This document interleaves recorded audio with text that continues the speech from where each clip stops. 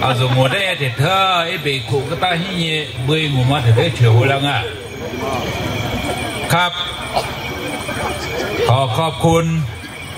ทางคณะผู้จัดงานประธานในการจัดงานและเหนืออื่นใดนะครับขอคำนับ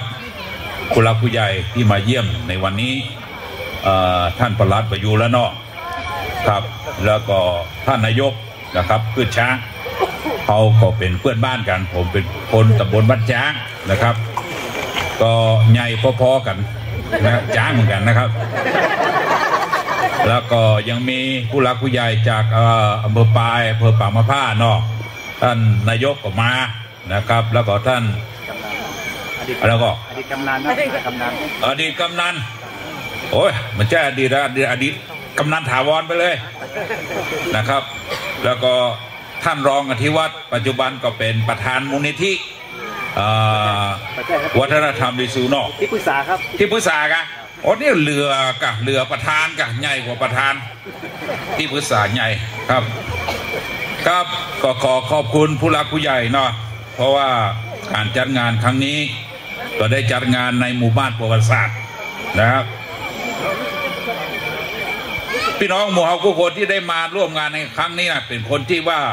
ได้รับพระพรของพระเจ้าที่สุดเลย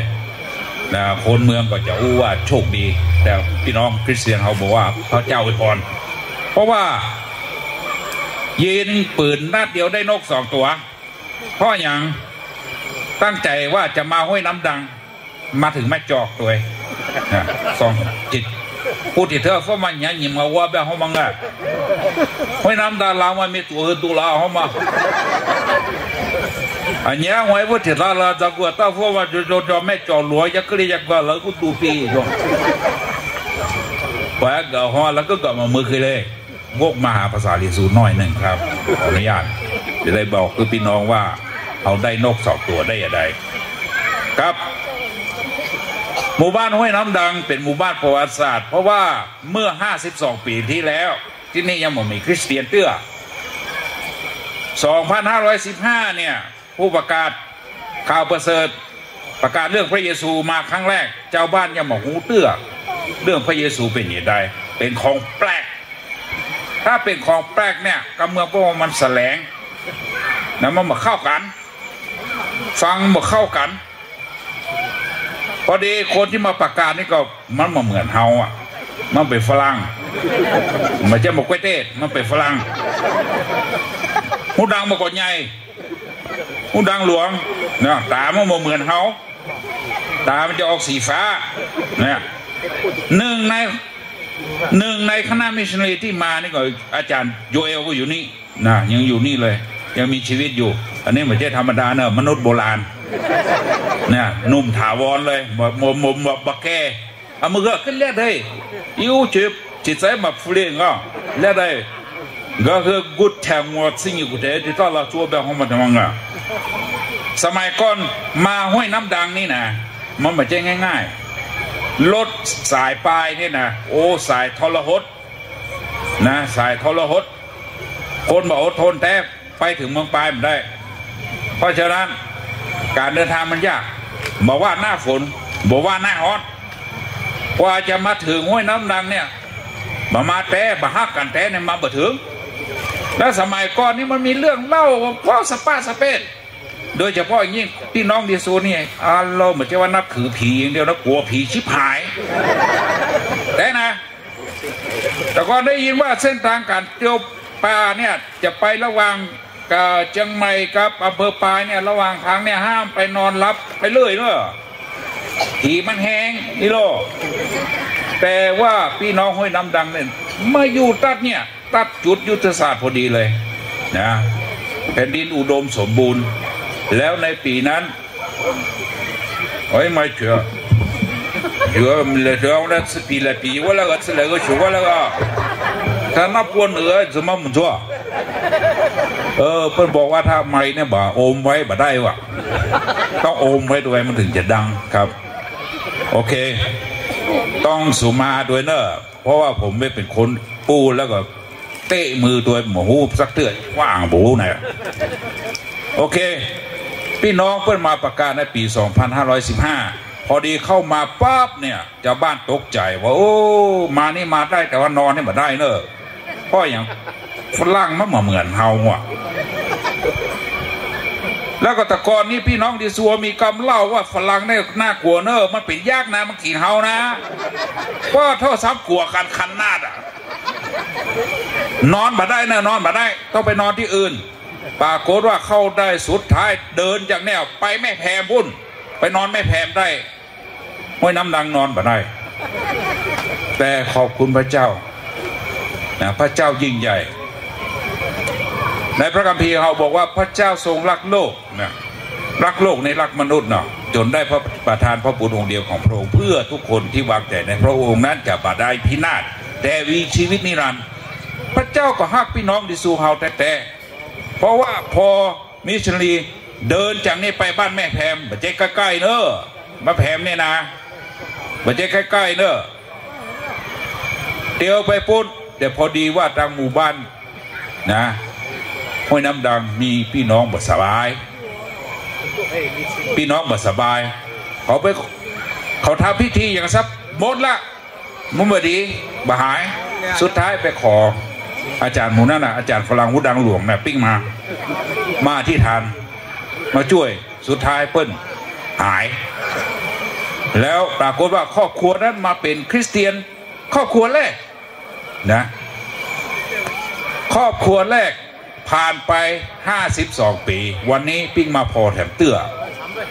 พี่น้องห้วยน้ำดังไปโบสถ์หรอเล่นงามก็งามขนาดเลยได้ยินว่าทางอบตนะทางคืดจ้างก็ได้มาช่วยทางฝ่ายการปกครองก็ได้ช่วยพอภายใน52 ปีที่ผ่านมาเนี่ยจำนวนพี่น้องคริสเตียนได้เพิ่มขึ้นเนี่ยก้อยมาเรื่อยๆจนเดี๋ยวนี้พี่น้องคริสเตียนในหมู่บ้านห้วยน้ำดังนี่ก็เป็นกำลังส่วนหนึ่งของพี่น้องชุมชนคริสเตียนทั่วประเทศไทยมีบทบาทกับพี่น้องคริสเตียนในทั่วประเทศไทยแล้วถ้าอู้ถึงภาพรวมในคริสเตียนในกลุ่มพี่น้องดิสูเฮาได้พัฒนาขึ้นมาระดับใหญ่เลยเพราะว่าเขามีคนที่ไปห้ามไปเฮียนได้ปิกมานะสร้างผลงานในหมู่บ้านในชุมชนมากมายสิ่งต่างๆที่เกิดขึ้นนั้นเราต้องขอบคุณพระเจ้านะเราต้องขอบคุณพระเจ้าเพราะว่าพระเจ้านั้นฮักเราแต่และฮักพี่น้องแต่และความฮักของพระเจ้านั้นวัดผลได้จากสภาพชีวิตที่เปลี่ยนแปลงก็ขอบคุณพ่อหลวงตะกี้พ่อหลวงได้อู้ในภาษาลิซู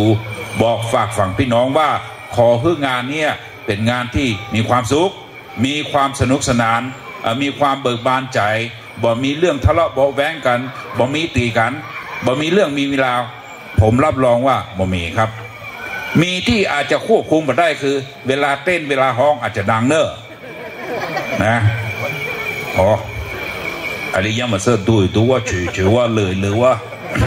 อาจจะคือมาฟูลาจิวจ้ะไทยเนี้ยว่าไทยฟูว่ากูว่า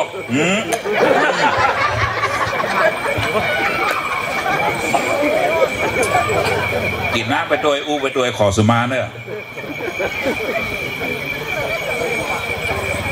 ครับ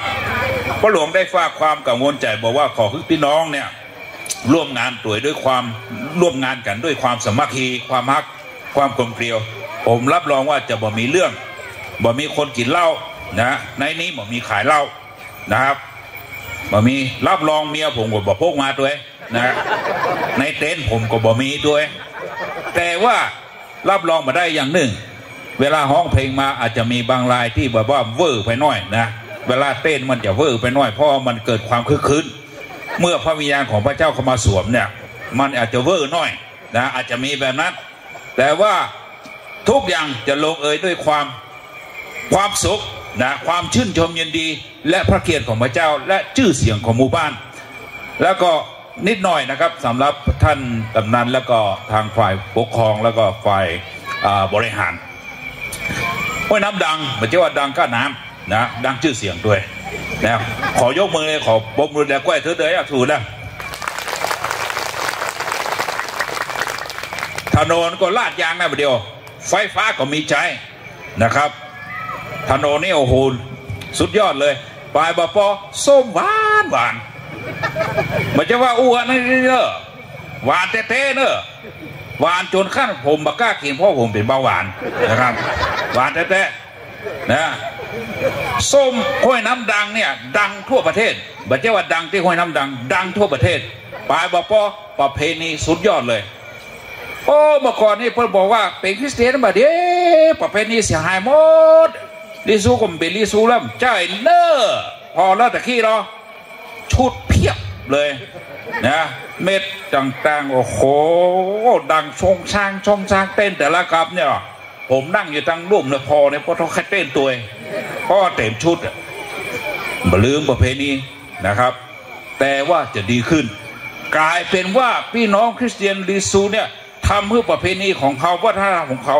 ไปถึงอินเตอร์นะครับไปอินเตอร์ไประดับอินเตอร์นะครับเขาเริ่มหันละพี่น้องลิซูจากจีนพี่น้องลิซูจากพม่าพี่น้องลิซูจากอินเดียพี่น้องจากลิซูจากสหรัฐอเมริกานิวซีแลนด์ออสเตรเลียหมอที่ไหนมากันสนานปัดปืนนะครับปีหน้าปีไหนบอกฮูเนอร์ถ้าห้วยน้ำดำจัดงานแทนนะสงสัยต้องขยายพื้นที่จะต้องไถ่ดอยมูนี่ป่าพื้นเตียนเนอะอนุรักษ์อยู่ด้วยขออนุญาตเนอะต้องถอยดอยนี่ไปสักหน่อยนะขยายพื้นที่เพราะว่าเขาจะไปอินเตอร์กันแล้วนะครับโดไปหมดที่เหลือช่วงเว้ย我小伙夫你生活的话最浪啊那超师傅你嘛他去啊เวลาเนี่ยยังมันเนื้อจะสักคนที่หัวเสือเนี่ยหนาว่างงไงดัง咱们在这可说这咱们这是吃包嘛苦灵卡灵Hello 会南当的没准备嘛他们呀要把这做野了人家吃嘛他了我ไม่หมดกว่าแบบ1,800 คงไปเดียวอะไรเงี้ยมีตัวเปย์ที่บุษงอ่ะ900อะไรเงี้ยให้มีลุยเอาไว้แล้วโง่จากกูก็จากกูมันอ่ะที่ชุดตัวใครมือหมดแล้วถ้าเย่เว้ยนั่นเนี่ยแบบนี้ลุยเสียดาแบบทุกมีตัวเมียลาที่ทับเก่งอ่ะเอ้เบที่ตัวที่กูเฮอ่ะเบบเชียงอ่ะคือแล้วมันเลยตัวงูฟ้าวะ你们我别在苦肉我别叫他路怕亚拉别就怕去牛没没做什么啊？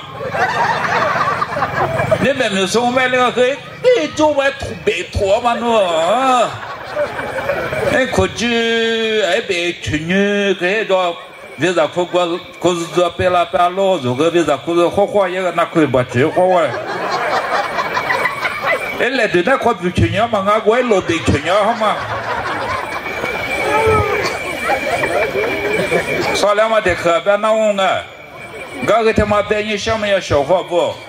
是怕也是你们啊，下了白嘛我们呀，如果说些的话那么忙啊，说起话没咋啦，别个说些，还是个路野好吗？这个我说的去什么？那我就做到别了别啊。为啥苦是多包哦？你提全军人和你吃他们吃叶子个了嘛啊？啊，就这么假设呢，对呀好，哎，我假设他们需要玻璃素嘛，干那好吗？阿卡玻璃素，非得不么吃，下下个得下就啊，小伙伴那个那马和他安那好他อะไรบ้าถ้าเก่งใจหัวเตะหาโชกเกยนี่ไอ้ชายเนี่ยถ้าขี้ฟลาบ้างมั้งอ่ะถ้าถึงยังไม่ใช่มากูขี้ฟลามาถ่ายเย่อ่ะเชื่อความยาเขามั้งอ่ะอากาศบริสุทธิ์หัวซาจะเล็บเตะใบมาสวะตามสบายอ่ะอ๋อพอเรายิ่งจะพูดจุดที่เวลานี้หัวซาได้คือชั่วโมงอ่ะจุดที่ถือว่าที่เวลามันเนี่ยอาสุธาโจมิจฉาง่ายาสุง่าอาทิตย์ที่เบกุยอุษาได้ขชามอุษาเปิดสภาเยสุเชียแล้วมาเปิดโจที่กว่าเปล่าโจหาเรื่องสุพญาที่คนเล็กที่กูโจไปที่มีอามีจัวที่ว่า也是黑白，注意啊，过去这个样，这年也是黑白多了，他年是呀。如果有个专门过去วันวาเลนไทน์มาพัดไปแล้วเนี่ย14 กุมภาวันวาเลนไทน์ไป11个歌好吗？啊喽，我老是和电话和人些个完了台北是歌好家吧？特别11的歌吧，嚯，从毛木和河嘛，你听下嘛那个。วันเวลาไทยกูอยู่เป็นยังเธอเชื่อเราไปว่าเป็นละกัดเทวะเชื่อเราไปว่าเป็นละแถวมันยังเสือเพียลูกเพียเชื่อคนเลยกูรู้ไหมตัวเจ้าสมบัติที่กูตัวเราเสือเพียนี่เฉยเรื่องสิจ้า我们没มา来เจ้าสมบัติ比较อะไรแบบนี้มาเชื่อเขามา我那个你มาเชื่อจัง我ไม่เติบเพียที่คนเลยกูน้องว่าตัวนี้ก็从มัน从把对面和那个股子地里个那个查嘛个，刚才这个嘛做，刚才这嘛做的只不过我啥子的刚才这个了嘛呢，我录到他嘛呢，做的呢是过比写了是把也是呢如果录到啊，别么这个了，的呢写了把鬼我们呢，这话找我录都这边了，必须的了。学读了，别人家走路，都人家走路，做了人家是别了，什么白天做，他们家做我他讲，他过来讲，过来啊，面做哈了说做也是的哈了说面你呢，没事没靠ใจ说也做也啊，说也做也啊，说他们说别么说คนไทยเนี่ยเอาทุกอย่างคือสมัครกูเอาอะไรกูเอางานไหนกูเมาเว้ย啊，是个让我个一人不，做这么也没没着咯啊！我没跑到去别个，哎，做太没话做历史文呀，你别摆面摆过做，个你没了，我那俺们下了摆摆，做个么一起，啊，这怎么样？哈六数几十的哈六数我们呀，下了摆的嘛嘛做么呀？做哈六到嘛做就叫嘛飘，我们一个个不是一个个。什么嘞？现在老妈做白菜呀，弄还两万是不有多个，偏就ที่别讲么呀，别讲也讲哦，มันเป็นเรื่องไร้สาระทั้งหมดถ้าพระเยซูไม่ฟื้นขึ้นจากความตายไร้สาระหมดเลย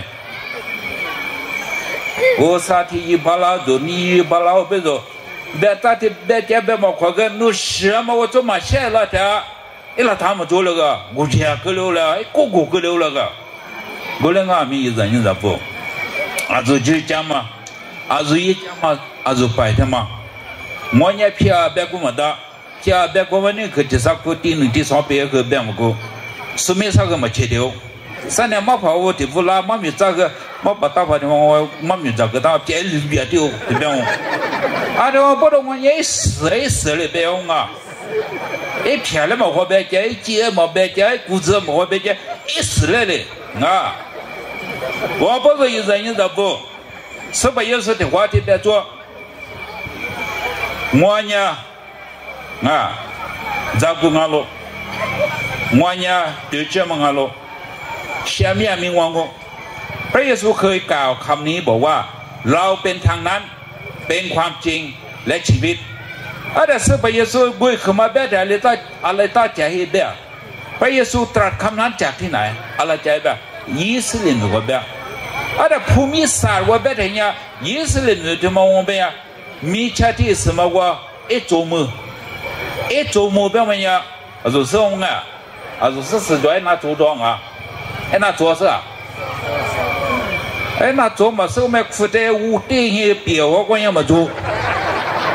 连一个人的不会推那做他代表嘛ada wala Islam ni pati onya nam thale dama jwa ada taw me amasa phasa angkre kwa wo be na thai ngo ke Mediterranean ba Mediterranean ba wa Latin ngo be middle ba ti dictionary ba Mediterranean ba ma i ni tu shi kwa yi lo bu น้ำทะเลที่อยู่กลางโลกไม่ใช่เนี่ยแบบมามหาสมุทรแล้วมาแบบ กูจะต้องมาเมดิเตอร์เรเนียนแบบมาเนื้อตัวชีวะที่ฉันเนี่ยก็มายิ่งหลุดด้วยขวดดำมากวยกูมากูต้องว่าสิพเยซูกูต้องหิวละหิกูต้องวุ่นละหิสาธุกูด้วยแต่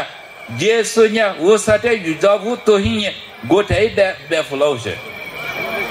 เราเป็นทางนั้นเป็นความจริงและชีวิตมาอันนี้บอกว่าสาคือชวมันเนี่ยเราทุก3 ทวีปได้เฉยยาวมาพระดำรัสของพระเยซูพูดกับคน3 ทวีปเอเชียเป็นทวีปที่เสาะแสวงหาทางนั้นทวีปเอเชียเป็นทวีปอาชีพทวีปว่าแบบไหนเป็นทวีปที่ผลิตศาสดาของศาสนาพระพุทธเจ้าเกิดที่ไหนอินเดียทวีปอะไรเอเชียมูฮัมหมัดเกิดที่ไหนซาอุดิอาระเบียประเทศอะไรซาอุทวีปอะไรเอเชียจากกูขวาสุเดี๋ยวมาจากกูขวาสุข้ามาจากกูขวาสุชามาจากกูขวาสุยุโรปได้全亚เสียขวาแบบความจริงแล้วขวาสุสิ่งนี้จุบะนักปราชญานักศึกษานักค้นคว้าดาพากู้พาหมอพาเนตชาพาคือพากู้พา也得说当时我做了个复查是固必有些再顶这是固必有些พัฒนาการทางวิทยาศาสตร์มันมาจากทวีปยุโรปค้นหาความจริงแต่ที่ทวีปเนี่ย就不没得着มา和มามุ้ย怎么ที่ว่า也是一个人家困着和他们家好像我们阿非加那个就是历史那地方没得特别嘛阿非加把木那边那啥的我是连我对我也些话呗也没有阿非加มันแรงแค้นเขาแสวงหาชีวิตเช่นนี้ว่าการรอดชีวิตada sepayasnya Palestina bemo Israel bemo thusla usagwa hulaji vulaji lanulaji kwa bi hulahi zomesa ashkala zago ความจริงโดยเฉพาะเชื่อมยากลาดsepayasnyaว่า zago ข้อมูลมาเบลาแล้วจ้ะพระเยซูไม่ได้บอกว่าเราหาทางเจอแล้วพระเยซูบอกว่าเราเป็นทางนั้นพระเยซูไม่ได้บอกว่าเราหาความจริงไปเจอแล้วไม่ใช่พระเยซูบอกว่างัวเนี่ยถือเชื่อมงพระเยซูเนี่ยงัวเชื่อมยาความมือเร็วมาแบบงัวเนี่ยเชื่อมยางูแบบ你知道不但是พระเยซูที่มีที่พิเศษต้องมาสื่อคนละอีเดสุดเลยบุตรตัวแท้ตัวชัวแบบมาเชื่อเราแท้ยังเล็กแล้วก็อีกูบัดเตะแล้วเนี่ยมันเจ้าของเตะแล้วไอ้จามังอ่ะ是พระเยซูมาตัว佛不这个大嘛这个大嘛是回来他มาเชื่อเราก็เลยงามีความเชื่ออาจจะยึดถือมาฮีบรูทูตที่เธอเป็นอย่างจีนี่ที่มาอย่างสิ่งมามัวแต่ฮาเลบูฮีนี่มาฟูฮีจะมันอย่างจีนี่ดูก็เลยงามีจีนี่เป็นอย่างกว่ามีที่ชอบมามัวมาได้จะมันนี่มังนะกูคือมาแต่ประวัติศาสตร์แต่ก็งูเบจะมันก็จีนี่งู要是给大家说皮把些呢别管喏，那如果这些呢别么讲皮把皮别个窟窿喏，对吗？我那路是发现别个人来多呢，来别时候呢别么过后我个累别个呵，我头边呢有对着嘛，每日对着嘛，一陪着嘛，嘛就怕别那呢呗。你们话还有话马พระเยซูเป็นมันยังมาจิวะว่าซาเป็นมาจิวะ是不然ละ他们就是嘛么那个这边个做来做嘛做累做嘛过不这些做嘛个嘛จิวะ个这个嘛做那个有多黄么一这个是黄么嘛做不个做那边这边是不嘛见面做漂亮吧见面做漂亮没往面阿拉吧，米我啷个是个米我啷巴的，那的比我们呀米么讲啊，阿拉ที่พอไปแล้วสุกเป็นไปไม่ได้ยอมรับไม่ได้ว่าจะมีข้อพอเป็นไม่ว่าเต้ยอมรับไม่ได้อะไรง่ามีส่วนเนี่ยจะมีมั้งอ่ะนี่มีสิ่งจะมีเราทุกที่เรา什么做กูเลยง่ามี事พอเยซูแบบมันเนี่ยยิ่งเนี่ยจะกูยิ่งเนี่ย对着มั้ง我ยิ่งเนี่ย前面我一时在下了我แบบมัน拉他นี่没抓咯อิสราเอลมีว่าปีศาจมาจ้าแต่ต่อจากนั้นมาเป็นไงมาก็มาเป็นก็คือ documentary แบบมากกว่าตัวนี้ใช่เนี่ยขี้ผาก็เลยกู documentary แบบไม่อะไรแบบสารคดีมาเป็นก็สมมติจะจับจ้าก็อิสราเอลมีจอมจ้านี่มีว่าปีปอฟ้าจำได้นะกูต่อว่าเจรุสเลมแบบว่าสเปเยสเลยจูเอกกูด่าดูชิมุมาด่าดูเนี่ยแบบชิสุงเบียโดยเฉพาะดูจูมีจูสุงเบียเลยจูก็ด่ากูเลยจูก็เกชิมุด่ากูกูเนี่ยมีจูสเปเยสเลยชิมุด่าเนี่ยมาจูชิมุมาจูมุกวัดสุดฟูสามมือสามมือแต่ลิดดักละแบบนี้เทโนยีลูมาเทกาโนนี่สิกว่าเจ้าชีวะแบบมองมาอีกกล้วยท่าเทบาชาอีดงพังมุกวัดสุดฟูเนี่ยสามมือแต่ที่ลิดดักดูมาที่ตัวนี่จะเห็นตัวมาจักว่านัวท่าโจอะไรแบบนี้นัวเนี่ยแท้ตึกมาเยซูแต่ขวาโลเบว่าเสโลยี่ทำมาเดียวแบบอะไรแบบนี้ยี่น่ะยี่แบบมาเลยบีเสียแล้วจุพระพีได้บอกว่าอย่ากลัวเลยพระองค์ไม่ได้อยู่ที่นี่แล้วพระองค์เป็นดังที่พระองค์ตรัสพระองค์ได้ทรงฟื้นคืนพระชนแล้วอาเทมาพอดูยิ่งใหญ่ยิ่งสักคนนี่มีสุดที่ต่อไปอีกแต่มาชื่อขวัญสูชื่อเดียหิมะแต่อุดที่จะมังเชื่อละมั้งเชื่อละสูอาที่มาเลยมาซื้อยิ่งใหญ่ยิ่งสักบ่นูที่งูงัวที่งูนี่คือก็สุดที่เนี่ยที่สุดที่เนี่ยหัวหินนี่就很嘛行啊，对不对？有好多自己对你吃过了白天呀，一旦只是呢10块的阿米3.4喽，对吧？有人说不，那呢，我说我说就是去做啊，去做，我们也地皮设计，我咱们往前面去，我说到旁嘛，比2016的一开始修过。如何我这些房屋，你说记录3年5年还有个，图书嘛可以打我啊，人家今年为什么关注的？我也没有说过了，人家为什么关注的？比呵，怎么没我的？就呢，我说要空干准备回来呢，不会。那如果没啥，这次没有自己这个他们呀。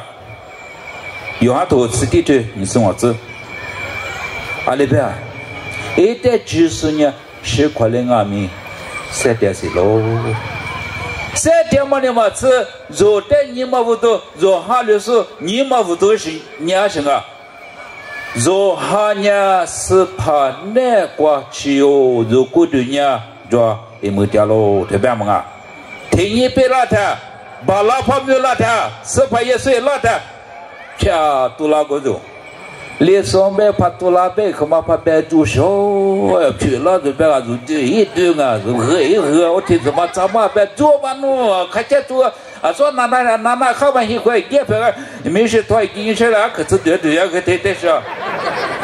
ma te ma kha pa kha de ta nya la ma de zui le ga 我在觉做法大和一零啊吧。还是做小，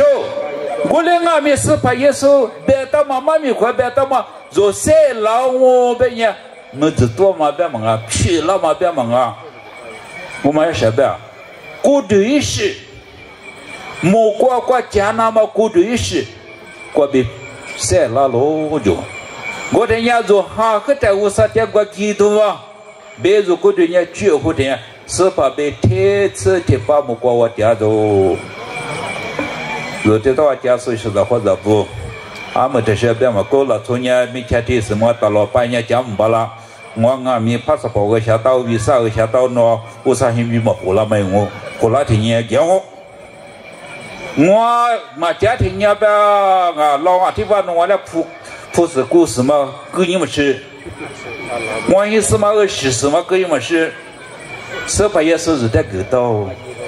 如在地门喝得了嘛，如在给到，哪当啊？侬的对过过花么吃，侬吃饭白这个就怎么吃？啊，吃好了个，我们搞这些家族做，我们搞的第四年嘛啊，老怕我就在第四嘛。是怕也是我不知道是怕也是的呗，什么一多那了家，对不对？什么一多那了的，是怕也是花了，我嘛不都做白天的养我，阿门，花花。